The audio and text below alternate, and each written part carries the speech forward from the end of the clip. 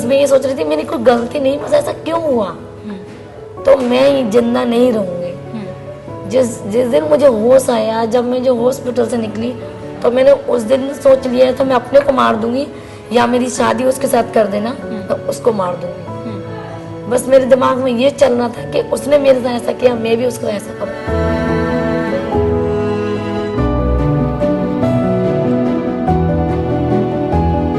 तो अटैक मेरी बहन के देवर ने किया था, वो मुझसे शादी करना चाहता था, बट मैं उस टाइम 14 साल की थी, इसलिए मैं शादी नहीं कर सकती। उसकी वो सही नहीं था लड़का, वो कुछ करता भी नहीं था, और उसकी फैमिली मेरी समझ से बाहर थी, और मैं उस टाइम जवाब भी नहीं दे सकती थी।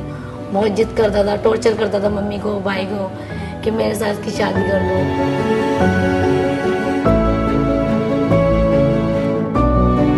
तो बट वो लोग बेहोशी का इंजेक्शन दे रहे थे, मैं जितना मुझे पेन हो रहा था, वो चिल्ला रही थी, चीख रही थी मैं, तो वो मुझे पूरी रात उन्होंने बेहोशी का इंजेक्शन देते रहे, और मैं बार बार बीच बीच में मुझे होश आ रहा था, बार बार मैं चीख रही थी।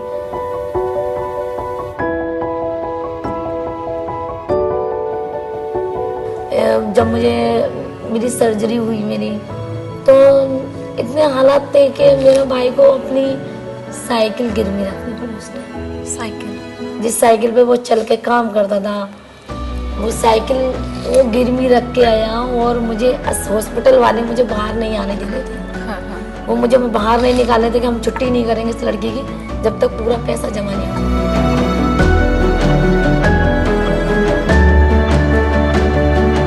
उन लोगों का कहना ये था कि हमारे दूर तक रिश्तेदारी में किसी लड़की के साथ ऐसा नहीं हुआ, इसी के साथ क्यों ऐसा हुआ, क्योंकि मैं लड़की हूँ। शायद मैं लड़का होती तो उनको जवाब दे पाती। उन्होंने ये कह रखा था कि लड़की है, इसकी कोई गलती रही होगी जब भी इसका चेहरा बिगड़ा है। तो बट ये चीज मेरे लिए बहुत सुनने में, वो क्या बोल रहा है नहीं समझ में आ रहा है। उसने मेरे पे एसिड डाल दिया, समझ में नहीं आ रहा, उसने मेरे चाय डाली है, एसिड डाला, नहीं समझ में आ रहा था कि क्या डाला। बस 2 सेकंड के बाद ना कॉल पड़ा, मैं चीखने लगी।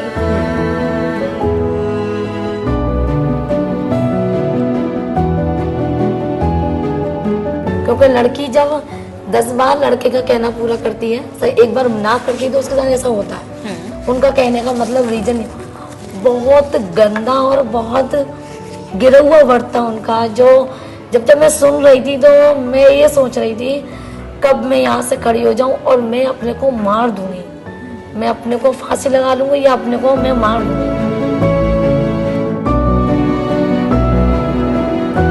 मेरी ये आँख में कम दिखने लगा, नाक मेरी एकदम खिंचाव हो रहा था, कान मेरे एकदम वहीं चिपक गया था एकदम, तो नहीं समझ में आ रहा था। वो चीज़ें डॉक्टर अच्छा कर रहे थे बट नहीं हो रहा था कुछ भी।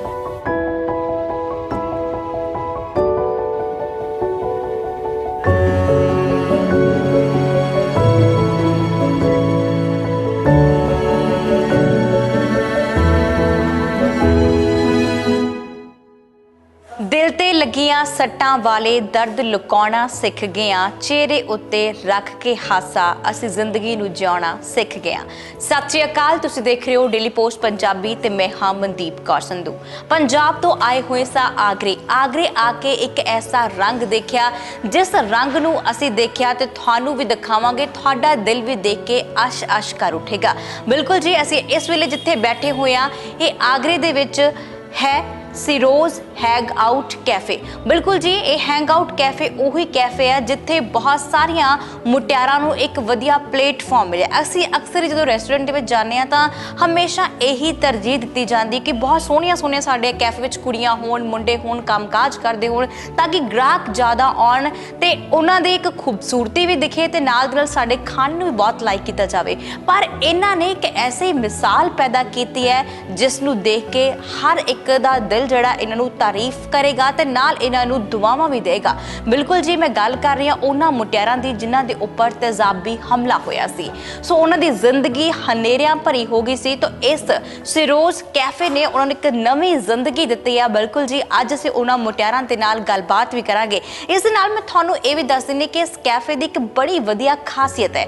खासियत की है, जेकर तुसीं इस कैफे विच आउंदे हो तां तुहानूं कोई पैसा जिस तरह ਅਸੀਂ ਬਿੱਲ ਪੇ ਕਰਦੇ ਹਾਂ, ਵੱਡੇ ਵੱਡੇ ਲੰਬੇ ਚੌੜੇ ਬਿੱਲ ਸਾਡੇ ਸਾਹਮਣੇ ਖਾਣ ਤੋਂ ਬਾਅਦ ਲੈ ਕੇ ਰੱਖ ਦਿੱਤੇ ਜਾਂਦੇ ਨੇ। ਸੋ ਜਦੋਂ ਤੁਸੀਂ ਖਾਓਗੇ ਤੁਹਾਨੂੰ ਬਿੱਲ ਜਿਹੜਾ ਨਹੀਂ ਦੇਣਗੇ, ਆਪਣੀ ਇੱਛਾ ਦੇ ਅਨੁਸਾਰ ਹੀ ਤੁਸੀਂ ਪੇ ਕਰ ਸਕਦੇ ਹੋ। ਚਾਹੇ ਤੁਸੀਂ 700 ਦਾ ਖਾਦਾ, ਜੇਕਰ ਤੁਸੀਂ 500 ਪੇ ਕਰੋਗੇ ਤਾਂ ਆਪਣੀ ਬੜੀ ਪਿਆਰੀ ਜੀ ਮੁਸਕਾਨ ਦੇ ਨਾਲ ਇਹ ਆਪਣਾ 500 ਰੁਪਇਆ ਵੀ ਰੱਖ ਲੈਂਦੇ ਨੇ, ਤੇ ਜੇਕਰ ਤੁਸੀਂ ਆਪਣੀ ਇੱਛਾ ਅਨੁਸਾਰ ਜ਼ਿਆਦਾ ਦੇਣਾ ਚਾਹੁੰਦੇ ਹੋ ਤਾਂ ਇਹ ਜ਼ਿਆਦਾ ਵੀ ਰੱਖ ਲੈਣਗੇ। ਇਸ ਅਨੁਸਾਰ ਸਾਡੇ ਨਾਲ ਖੂਬਸੂਰਤ ਮੁਟਿਆਰ ਰੁਕਈਆ ਸਾਡੇ ਨਾਲ ਮੌਜੂਦ ਹੈ। ਅਸੀਂ ਉਹਨਾਂ ਦੇ ਨਾਲ ਸਭ ਤੋਂ ਪਹਿਲਾਂ ਇੰਟਰਵਿਊਜ਼ ਕਰਾਂਗੇ, ਗੱਲਾਂ ਬਾਤਾਂ ਕਰਾਂਗੇ ਤੇ ਉਹਨਾਂ ਦੀ ਜ਼ਿੰਦਗੀ ਦੇ ਉਹਨਾਂ ਪਹਿਲੂਆਂ ਨੂੰ ਜਾਣਾਂਗੇ ਕਿ ਉਹਨਾਂ ਦੀ ਜ਼ਿੰਦਗੀ ਵਿੱਚ ਐਸਾ ਹਨੇਰਾ ਕਿਸ ਤਰ੍ਹਾਂ ਆ ਗਿਆ ਸੀ ਕਿ ਉਹਨਾਂ ਦੀ ਜਿਹੜੀ ਰੋਸ਼ਨੀ ਸੀ ਹਨੇਰਿਆਂ ਭਰੀ ਗੁੰਮ ਹੋ ਗਈ ਸੀ ਤੇ ਦੁਬਾਰਾ ਤੋਂ ਰੋਸ਼ਨੀ ਜ਼ਿੰਦਗੀ ਵਿੱਚ ਕਿਵੇਂ ਪਰਤਦੀ ਹੈ।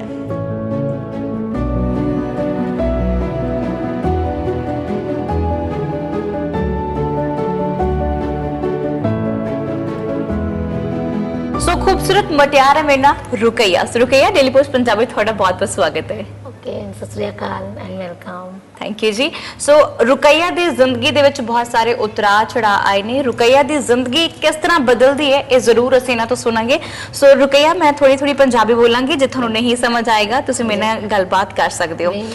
ਸੋ ਰੁਕੈया, ਪਹਿਲਾਂ ਦੀ ਜ਼ਿੰਦਗੀ ਤੇ ਹੁਣ ਵਾਲੀ ਜ਼ਿੰਦਗੀ ਦੇ ਵਿੱਚ ਫਰਕ ਕਿੰਨਾ ਕੁ ਦੇਖਦੇ ਹੋ? फर्क ये है कि ऐसे अटैक होने के बाद लड़की अपने को एकदम बाहर नहीं निकल पाती है जब उस पर अटैक होता है, और वो चीज़ों को फेस नहीं कर पाती है। बाहर वो जा नहीं पाती है, किसी से बात नहीं कर पाती है, या कि वो फैमिली में भी कोई आता है तो उससे बात नहीं कर पाती, उसका फेस नहीं कर पाती है, जिस लड़की पे भी अटैक होता है।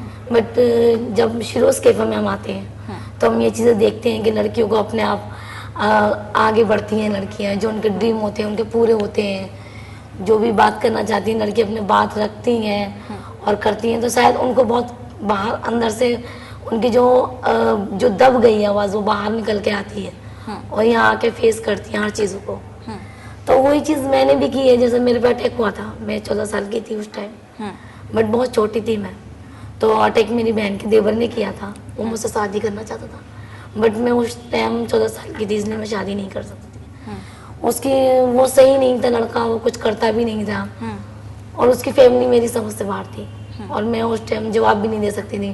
बहुत जिद करता था, टॉर्चर करता था मम्मी को, भाई को, कि मेरे साथ की शादी कर दो, बट मेरे घर वालों ने मना कर दिया, मैंने भी मना कर दिया।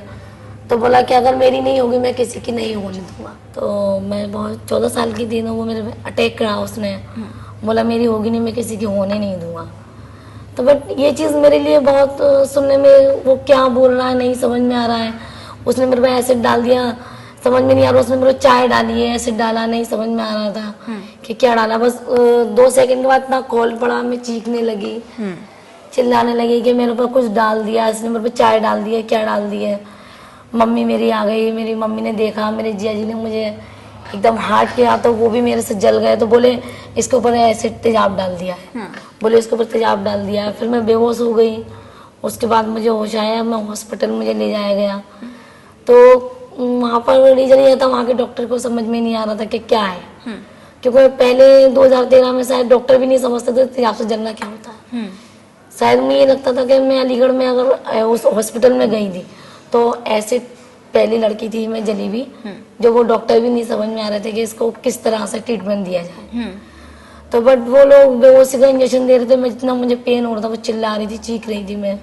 तो वो मुझे पूरी रात उन्होंने बेहोशी का इंजेक्शन देते रहे, और मैं बार बार बीच बीच में मुझे होश आ रहा था, बार बार मैं चीख रही थी। तो 2-3 बार मुझे ऐसे इंजेक्शन दिया। फिर सुबह हुआ, सुबह मेरा भाई आया, बोले FIR होनी है।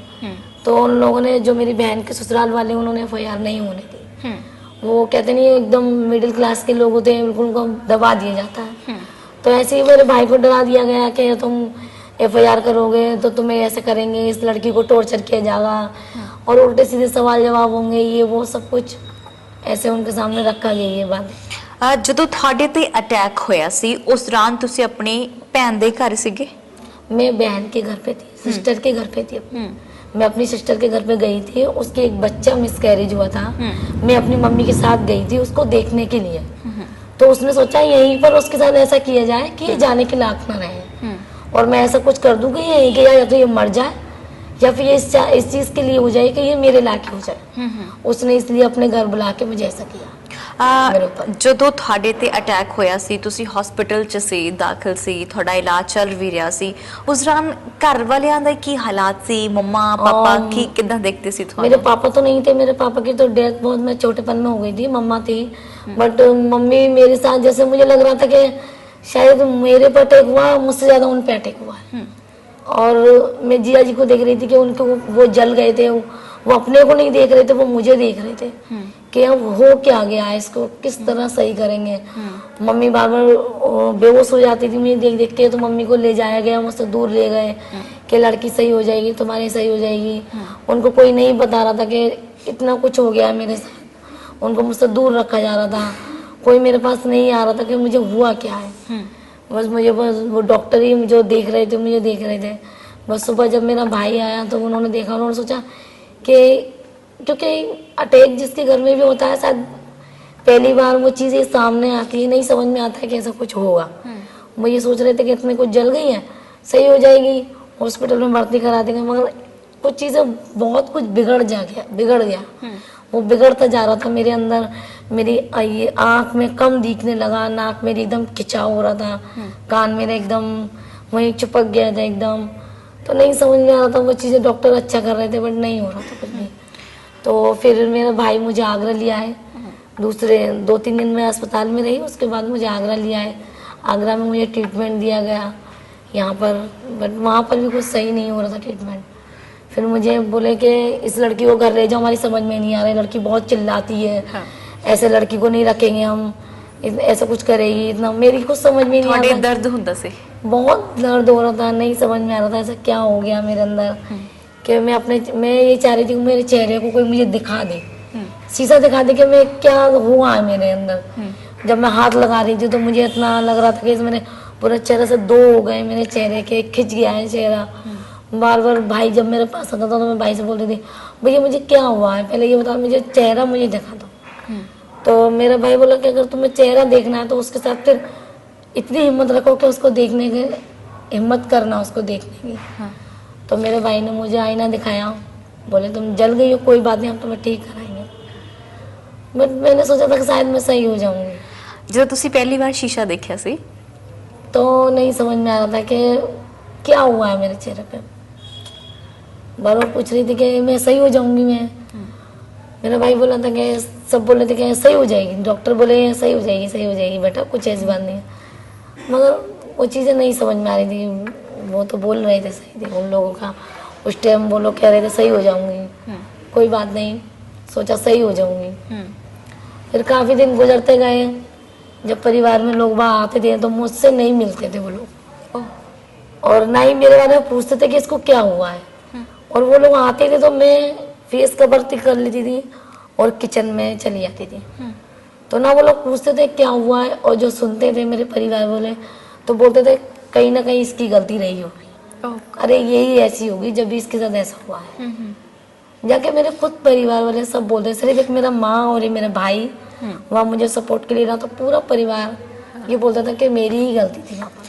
ਜਿਨ੍ਹਾਂ ਨੇ ਤੁਹਾਡੇ ਤੇ ਅਟੈਕ ਕੀਤਾ ਸੀ ਤੁਹਾਡੇ ਸਿਸਟਰ ਦੇ ਦੇਵਰ ਸੀ, ਐਂਡ ਉਹਨਾਂ ਨੂੰ ਸਜ਼ਾ ਹੋਈ ਉਸ ਤੋਂ ਬਾਅਦ? उसको सजा नहीं हुई क्योंकि उसको उन्होंने एफआईआर होने नहीं दी। उन्होंने जब मेरे भाई एफआईआर करने पहुंचा तो उन्होंने कहा अगर तुमने एफआईआर करी तो इस बहन को भी घर रख लेना, क्योंकि मेरे भाई में इतना वो नहीं था, मेरे भाई वॉच में नहीं करता था, और उसमें इतना वो नहीं था कि वो मेरा भी केस लड़ लेता, मेरी बहन को भी रख लेता, इतना वो नहीं था उसके अंदर, सपोर्ट नहीं था उस टाइम। बट जहाँ हम रह रहे थे वहाँ उन लोगों ने, जब मेरा भाई वॉच में नहीं करता, वहाँ फंडिंग करी उन लोगों ने मेरा इलाज कराया काफ़ी 10 महीने तक, 9-10 महीने मेरा इलाज चला। उसके बाद जब मुझे मेरी सर्जरी हुई मेरी, तो इतने हालात थे कि मेरे भाई को अपनी साइकिल गिरवी रखनी पड़ी उस टाइम। ਸਾਈਕਲ? जिस साइकिल पे वो चल के काम करता था, वो साइकिल वो गिरवी रख के आया, और मुझे हॉस्पिटल वाले मुझे बाहर नहीं आने दे रहे थे। ਹਾਂ ਹਾਂ वो मुझे बाहर नहीं निकाले थे कि हम छुट्टी नहीं करेंगे इस लड़की की जब तक पूरा पैसा जमा नहीं हो जाएगा। बहुत वो हालात थे कि नहीं समझ में आ रहा था उस टाइम क्या हो रहा है मेरे साथ। मैं शायद नहीं समझ पा रही थी कि क्या होगा। जो ਤੁਸੀਂ ਹਸਪੀਟਲ ਤੋਂ ਘਰ ਆਉਂਦੇ ਹੋ, ਜਿੱਦਾਂ ਤੁਸੀਂ ਦੱਸ ਰਿਹਾ ਸੀ ਕਿ ਤੁਹਾਡੇ ਘਰ ਰਿਸ਼ਤੇਦਾਰ ਆਉਂਦੇ ਹੋ ਪਰ ਤੁਹਾਨੂੰ ਨਹੀਂ कोई ਮਿਲਦੇ ਹੁੰਦੇ ਸੀ ਆ रिश्तेदार ਕੇ, नहीं मिलता था। और ਪਹਿਲੇ ना- ਉਹ ਸਾਰੇ ਰਿਸ਼ਤੇਦਾਰ ਮਿਲਦੇ ਹੁੰਦੇ ਸੀਗੇ। पहले सब मिलते थे, बट अटैक के बाद कोई रिश्तेदार नहीं मिलता था। ਕੀ ਸੋਚਦੇ ਹੋ ਕਿ ਅਜਿਹਾ ਕਿਉਂ उन ਹੁੰਦਾ है? लोगों का कहना ये था कि हमारे दूर तक रिश्तेदारी में किसी लड़की के साथ ऐसा नहीं हुआ है, इसी के साथ क्यों ऐसा हुआ है?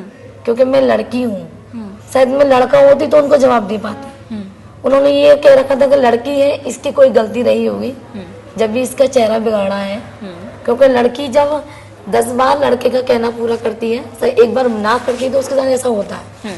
उनका कहने का मतलब रीजन बहुत गंदा और बहुत गिरा हुआ वर्ड था उनका। जो जब मैं सुन रही थी तो मैं ये सोच रही थी कब मैं यहाँ से खड़ी हो जाऊं और मैं अपने को मार दूंगी, मैं अपने को फांसी लगा लूंगी या अपने को मैं मार दूंगी। ਫਿਰ ਤੁਹਾਡੇ ਮੰਮਾ ਕੀ ਕੰਮ ਕਰਦੇ ਸੀ ਉਸ ਦਿਨ? और मम्मी मेरी ये बोल रही थी कि मेरी बेटी सही है, और मेरा भाई बोल रहा था कि मैं अपना एक एक कपड़ा तक अपने को गिरवी रख दूंगा, मैं तुझे सही कराऊंगा। बट उस टाइम भाई जब बोल रहा था तो नहीं समझ में आ रहा था कि भाई क्या बोल रहा, मम्मा क्यों समझा रही है। बस मैं ये सोच रही थी मेरी कोई गलती नहीं, बस ऐसा क्यों हुआ, तो मैं जिंदा नहीं रहूंगी। जिस जिस दिन मुझे होश आया, जब मैं जो हॉस्पिटल से निकली, तो मैंने उस दिन सोच लिया है तो मैं अपने को मार दूंगी या मेरी शादी उसके साथ कर देना, मैं उसको मार दूंगी। बस मेरे दिमाग में ये चल रहा था कि उसने मेरे साथ ऐसा किया, मैं भी उसके साथ ऐसा करूंगी।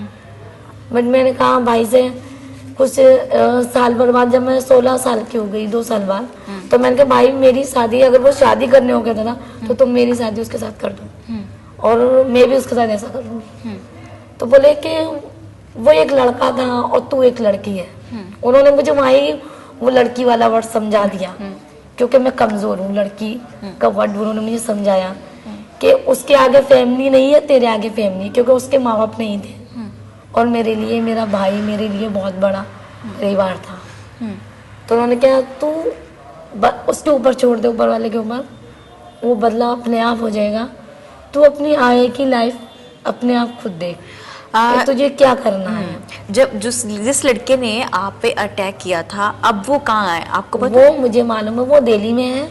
बट उस दिन से मेरे ना तो मेरी सिस्टर उससे रिश्ता रखती है, बस शायद मेरे जिया जी उससे मिलते हैं, जो मेरे सिस्टर के हस्बैंड वो मिलते हैं, क्योंकि वो उनका भाई है। उसने कभी मलाल नहीं किया इस बात का? उसने मलाल किया तो उसके मलाल करने से मेरे पे कोई फर्क नहीं पड़ता।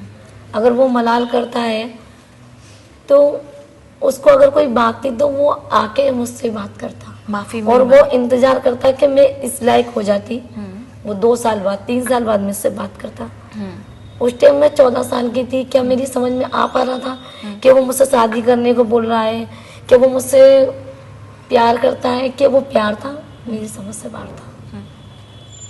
कभी जबरदस्ती की उसने आपके साथ? उसने उससे 2 दिन पहले जबरदस्ती की थी मुझसे कि तू बोल दे कि मुझे शादी करनी है मुझसे।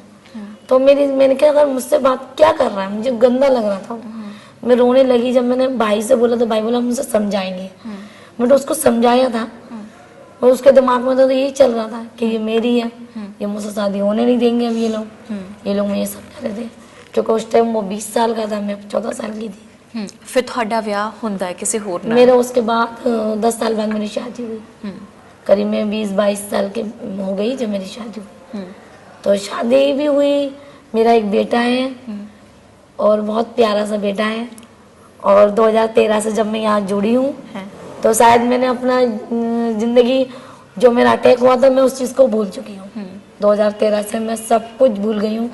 अब मुझे ये दिख रहा है कि मेरी लाइफ के आगे बढ़ना है और मेरे लिए सपोर्ट के लिए आज कल शायद मेरा परिवार मेरा साथ नहीं दे रहा था और आज मेरा इतना बड़ा परिवार खड़ा है। जैसे मेरे भाई लोग, आलोक सर, आसिफ भाई, ये सब लोग मेरे लिए खड़े हैं और वो मुझे आगे बढ़ावा दे रहे हैं कि तुम आगे बढ़ो और हम पीछे हम हैं और जो तुम्हें करना है तुम करो। ਜਿਸ ਨਾਲ ਗੱਲ ਕੀਤੀ ਹੈ ਕਿ ਤੁਸੀਂ ਤੁਹਾਡਾ ਬੇਟਾ ਵੀ ਹੈ, ਹੁਣ ਤੁਹਾਡੇ ਹਸਬੰਡ? मुझे हस्बैंड मेरी सपोर्ट नहीं करते हैं, बट मुझे उस चीज़ का भी मलाल नहीं है कि वो मेरी सपोर्ट नहीं करते, ਤੁਹਾਡੇ ਨਾਲ ਰਹਿੰਦੇ ਆ? मेरे साथ नहीं रहते। ਕੀ ਕਾਰਨ ਸੀ ਕਿ ਤੁਹਾਡੇ ਘਰ ਵਾਲੇ ਨੇ ਤੁਹਾਨੂੰ ਛੱਡਤਾ ਦੁਬਾਰਾ? मैं अपनी मम्मी के पास रहती हूँ। कारण क्या था? आपके बीच में कारण कोई ये झगड़ा था, हुआ? कुछ झगड़ा नहीं था, शायद वो लड़की वाली बात फिर वहीं पहुंचती है। शायद वो कहते ना मिडिल क्लास में यही सोचते हैं कि लड़की को सिर्फ लड़की है, कैसे भी करके उसको तोड़ मरोड़ के कैसे भी कुछ करवा लिया जाए। तो शायद जो चीज़ मेरे हस्बैंड के अंदर थी वो अटेकर के अंदर थी, वही मेरे हस्बैंड के अंदर भी ईगो आ गया कि शायद मैंने शादी कर ली, बहुत बड़ा काम कर लिया उसने मेरे साथ। महानता उसको मिलने लगी, क्योंकि जो मेरे परिवार में सुनते थे अरे यार ऐसे एक लड़की से शादी कर ली है, बहुत अच्छे से रह रही है, तो उसको ईगो आ गया अंदर। तो उसने सोचा इसको अकेले छोड़ के देख लूं, तो उसने भी छोड़ के देख लिया मुझे। ਜਦੋਂ ਅਟੈਕ ਹੋਇਆ ਸੀ ਤੁਹਾਡੇ ਤੇ, ਤੁਸੀਂ ਕਾਫੀ ਦੇਰ ਘਰ ਵਿੱਚ ਵੀ ਰਹੇ ਹੋ, ਉਸ ਤੋਂ ਬਾਅਦ ਤੁਸੀਂ ਬਾਹਰ ਜਦੋਂ ਬਾਜ਼ਾਰ ਜਾਂਦੇ ਹੁੰਦੇ ਸੀ ਉਸ ਦੌਰਾਨ मैंने अपने जब मैं 2013 से ही मैंने बाहर अपने को ओपन किया है, और मैं 2002 से मैंने अंदर अपने को, शादी हो गई तब भी मैं बाजार नहीं जाती थी, शादी के बाद भी मैं किसी से बाहर बात करके नहीं निकलती थी, मेरा फेस कवर रहता था। अगर मुझे 2 से 3 घंटे का ट्रैवल करना है, मैं अलीगढ़ से अपने ससुराल से अपने मायके आना है, मुझे अगर पानी पीना तो मैं पानी नहीं पीती थी, क्योंकि मुझे फेस खोलना पड़ता था। तो मैं बहुत फेस कवर करके रहती थी, मुझे बाहर नहीं निकल पाती थी। और मुझे जब मैंने ओपन किया है अपने को तो 2013 से ही किया है, और वो भी शिरोज कैफे में आके अपने को ओपन किया है। ਸਿਰੋਜ਼ ਹੈਂਗ ਆਊਟ ਦੀ ਗੱਲ ਕਰ ਲੈਂਦੇ ਅਸੀਂ। ਤੁਸੀਂ ਇੱਥੇ ਜਦੋਂ ਪਹੁੰਚੇ ਹੋ, ਸਭ ਤੋਂ ਪਹਿਲਾਂ ਤੁਹਾਨੂੰ ਇੱਥੇ ਆਉਣ ਦਾ ਮੌਕਾ ਕਿੱਦਾਂ ਮਿਲਦਾ ਹੈ? मुझे मौका ऐसा मिला कि मैंने एक न्यूज़पेपर में पढ़ा था कि ऐसे ऐसे वहाँ पर लड़कियों को सपोर्ट होता है और ऐसे ऐसे लड़कियों को प्लेटफॉर्म मिलता है। तो मैं यहाँ आई, मैं यहाँ से जुड़ी, तो मैंने यहाँ आके देखा कि जैसे कि नीतू है, उसकी दोनों आंखें नहीं है, उसके पापा ने उस पर टेक किया बहुत छोटेपन में, और फिर भी वो वर्क कर रही है अपने साथ। रितु है, रितु की कज़न के बुआ के बेटे ने कज़न ने किया था, तो वो भी वर्क कर रही थी। रूपा है, उसकी स्टेप मदर ने किया था, वो भी वर्क कर रही थी। तो बट जब हम लोगों के पास 2 हाथ 2 पैर दिए हैं, तो मेरे पास तो दोनों आंखें, तो मैं क्यों नहीं कर सकती? तो उन लोगों से मुझे काफ़ी हिम्मत मिली, और काफ़ी यहाँ के भाई लोग जो आशीष भाई, आनंद भाई, इन लोगों ने मुझे काफ़ी हिम्मत दी। मतलब मेरे सपोर्ट के लिए मैंने ये देखा कि मेरे लिए शायद एक नई दुनिया खड़ी है, नया प्लेटफॉर्म खड़ा है, तो क्यों ना मैं कुछ कर सकती हूँ। ਬਿਲਕੁਲ ਜੀ, ਇੱਕ ਵਾਰ ਤੁਹਾਨੂੰ ਜ਼ਰੂਰ ਦੱਸ ਦਿੰਦੇ ਆ ਕਿ ਸਿਰੋਜ਼ ਹੈਂਗ ਆਊਟ ਜਿੱਥੇ ਅਸੀਂ ਬੈਠੇ ਹੋਏ ਆ, ਇਹ ਉਹ ਕੈਫੇ ਆ ਜਿੱਥੇ ਇਹ ਸਾਰੀਆਂ ਖੂਬਸੂਰਤ ਮੁਟਿਆਰਾਂ, ਇੱਥੇ ਇਹ ਦੁਨੀਆ ਦੀ ਸਭ ਤੋਂ ਵੱਖਰੀ ਖੂਬਸੂਰਤੀ ਹੈ, ਇਹ ਉਹ ਸਾਰੀਆਂ ਮੁਟਿਆਰਾਂ ਇੱਥੇ ਕੰਮ ਕਰਦੀਆਂ ਨੇ। ਸੋ ਅਸੀਂ ਆਸ਼ੀਸ਼ ਆਲੋਕ ਹੁਣਾਂ ਦਾ ਧੰਨਵਾਦ ਵੀ ਕਰਦੇ ਹਾਂ ਕਿ ਉਹਨਾਂ ਨੇ ਸਭ ਤੋਂ ਪਹਿਲ ਕੀਤੀ ਹੈ ਕਿ ਉਹ ਇਸ ਤਰ੍ਹਾਂ ਦੀਆਂ ਮੁਟਿਆਰਾਂ ਨੂੰ ਆਪਣੇ ਕੈਫੇ ਵਿੱਚ ਜਗ੍ਹਾ ਦਿੰਦੇ ਨੇ। ਹਾਲਾਂਕਿ ਜੇਕਰ ਗੱਲ ਕੀਤੀ ਜਾਵੇ, ਬਹੁਤ ਸਾਰੇ ਲੋਕ ਜੋ ਖਾਣਾ ਖਾਣ ਦੇ ਲਈ ਇੱਥੇ ਆਉਂਦੇ ਨੇ, ਉਸ ਦੌਰਾਨ ਉਹ ਵਾਪਸ ਵੀ ਚਲੇ ਜਾਂਦੇ ਹੋਣਗੇ कि नहीं ਅਸੀਂ नहीं ਇੱਥੇ खाना। वैसे 2013 में जब शुरुआत हुई थी कैफे की, शायद बहुत से लोग लौटे थे, शायद मैं नहीं जुड़ी थी उस टाइम, बट मैंने सुना है कि बहुत से लोग लौट जाते थे, क्योंकि शायद उनके मन में ईगो रहता है। वो लोग ये चीज़ों को नहीं समझ पाते हैं कि एकदम हम लोगों को देखते हैं कि वो लोग नहीं देख पाते कि इनके साथ क्या हुआ है, वो लोग समझने ही नहीं चाहते हैं। जैसे मेरे परिवार में बहुत से लोग थे जो समझने ही नहीं चाहते थे कि मेरे साथ क्या हुआ है, तो ऐसे ही उन लोगों में भी था। और जो जैसे मेरे फैमिली में बहुत से अपने जो पास के रिश्ते वाले होते हैं, जैसे यहाँ के परिवार वाले हो गए, तो हम लोगों को समझते हैं, तो वो लोग आते हैं, हम लोगों से बात करते हैं, हम लोगों के बारे में जानते हैं, तो वो लोग हम लोगों के परिवार जैसे हो जाते हैं। ਇੱਥੇ ਕੰਮ ਕਰਦੇ ਕਿੰਨਾ ਸਮਾਂ ਹੋ ਗਿਆ? मैं 2013 से यहाँ जुड़ी हूँ, तो मैं मुझे आज 4 साल हो गए यहाँ काम करते हुए। बट मुझे यहाँ आके कुछ भी ऐसा नहीं, मुझे यहाँ टेंशन लगी है, मेरे टेंशन मुझे नहीं हुई है कि मुझे ऐसा कुछ हुआ है, मेरे साथ कुछ ऐसा हुआ है, तो वो चीज़ें मैं भूल आई हूँ। मुझे नहीं लगता कि मेरे साथ ऐसा कुछ हुआ है। ਬਿਲਕੁਲ, ਤੁਸੀਂ ਹੁਣ ਬਹੁਤ ਸੋਹਣੀ ਜ਼ਿੰਦਗੀ ਬਤੀਤ ਕਰ ਰਹੇ ਹੋ। ਪਹਿਲਾਂ ਵਾਲੀ ਜ਼ਿੰਦਗੀ ਹੋਰ ਸੀ, ਫਿਰ ਉਸ ਤੋਂ ਬਾਅਦ ਇੱਕਦਮ ਜ਼ਿੰਦਗੀ शायद मैं पहली वाली जिंदगी नहीं सोचना चाहती हूँ, मैं उस चीज़ के बारे में सोच भी नहीं चाहती हूँ कि वो जिंदगी के शायद वो लम्हे फिर आए मेरे साथ, नहीं चाहती हूँ वो दिन मेरे फिर आए, ਬਿਲਕੁਲ कुछ भी वो याद नहीं करना चाहती हूँ। ਬਿਲਕੁਲ, ਇਹ ਬਹੁਤ ਖੂਬਸੂਰਤ ਸਮਾਂ ਜਿਹੜਾ ਹੁਣ ਤੁਸੀਂ ਬਤੀਤ ਕਰ ਰਹੇ ਹੋ। ਹੁਣ ਤੁਹਾਡਾ ਬੇਟਾ ਵੀ ਹੈ, ਅੱਛਾ ਪੜ੍ਹਾਉਂਦੇ ਹੋ ਤੁਸੀਂ? हाँ, वो अपनी 1 क्लास में पढ़ रहा है वो, और बहुत अच्छा सा बेटा है मेरा, और वो मेरे बारे में बहुत अच्छे से जानता है, सब कुछ मैं उसके सामने शेयर करती हूँ।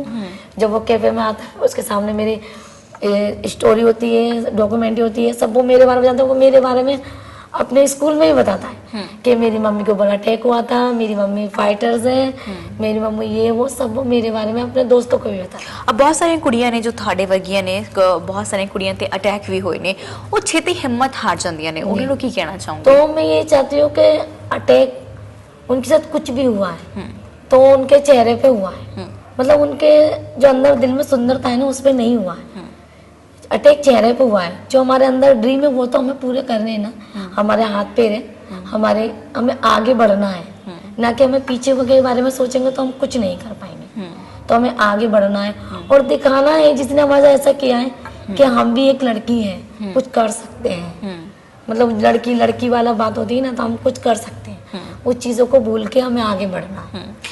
ਜਿੱਥੇ ਇਹਨਾਂ ਮੁਟਿਆਰਾਂ ਨੂੰ ਬਹੁਤ ਵੱਡਾ ਪਲੇਟਫਾਰਮ ਮਿਲਿਆ ਇੱਥੇ ਕੰਮ ਕਰਨ ਦੇ ਲਈ, ਉੱਥੇ ਇਹਨਾਂ ਦੇ ਲਈ ਇੱਕ ਹੋਰ ਬਹੁਤ ਖੂਬਸੂਰਤ ਪਹਿਲ ਇਸ ਕੈਫੇ ਵੱਲੋਂ ਕੀਤੀ ਗਈ ਹੈ। ਇਹ ਸਾਰੀਆਂ ਮੁਟਿਆਰਾਂ ਇੱਥੇ ਪੜ੍ਹਦੀਆਂ ਵੀ ਨੇ। ਸੋ ਅਸੀਂ ਇਹ ਜਿਹੜੀ ਕਲਾਸ ਕਿਵੇਂ ਲੱਗਦੀ ਹੈ, ਇਹਨਾਂ ਦੇ ਟੀਚਰ ਕੌਣ ਨੇ, ਇਹ ਵੀ ਤੁਹਾਨੂੰ ਜ਼ਰੂਰ ਦੱਸਾਂਗੇ। ਸੋ ਤੇ ਉਸ ਤੋਂ ਬਾਅਦ ਅਸੀਂ ਉਹ ਜਿਹੜੀ ਕਲਾਸ ਹੈ ਉਹ ਵੀ ਅਸੀਂ ਲਗਾਵਾਂਗੇ। ਪਰ ਇਹ ਜਿਹੜੀ ਇੰਟਰਵਿਊ ਨੂੰ ਇੱਥੇ ਸਮਾਪਤ ਕਰਾਂਗੇ ਕਿਉਂਕਿ ਅਸੀਂ ਰੁਕਈਆ ਦਾ ਬਹੁਤ ਸਾਰਾ ਜਿਹੜਾ ਸਮਾਂ ਇਹਨਾਂ ਨੇ ਆਪਣੇ ਜਿਹੜੇ ਕਸਟਮਰ ਨੇ ਉਹ ਵੀ ਅਟੈਂਡ ਕਰਨੇ ਨੇ, ਤੇ ਇਹ ਜਿਹੜਾ ਸਮਾਂ ਇੱਥੇ ਸਮਾਪਤ ਕਰਾਂਗੇ। ਪਰ ਅਗਲੀ ਕਲਾਸ ਅਸੀਂ ਅਗਲੇ ਐਪੀਸੋਡ ਦੇ ਵਿੱਚ ਜ਼ਰੂਰ ਲੈ ਕੇ ਹਾਜ਼ਰ ਹੋਵਾਂਗੇ। ਇਹ ਸਾਰੇ ਪੜ੍ਹਦੇ ਕਿਵੇਂ ਨੇ, ਕਲਾਸ ਕਿਵੇਂ ਲਗਾਉਂਦੇ ਨੇ। ਰੁਕਈਆ ਆਪ ਜੀ ਦਾ ਬਹੁਤ ਬਹੁਤ ਸਵਾਗਤ ਹੈ, ਤੁਸੀਂ ਆਪਣਾ ਕੀਮਤੀ ਸਮਾਂ ਸਾਡੇ ਲਈ ਸਾਂਝਾ ਕੀਤਾ, ਸ਼ੁਕਰੀਆ ਜੀ।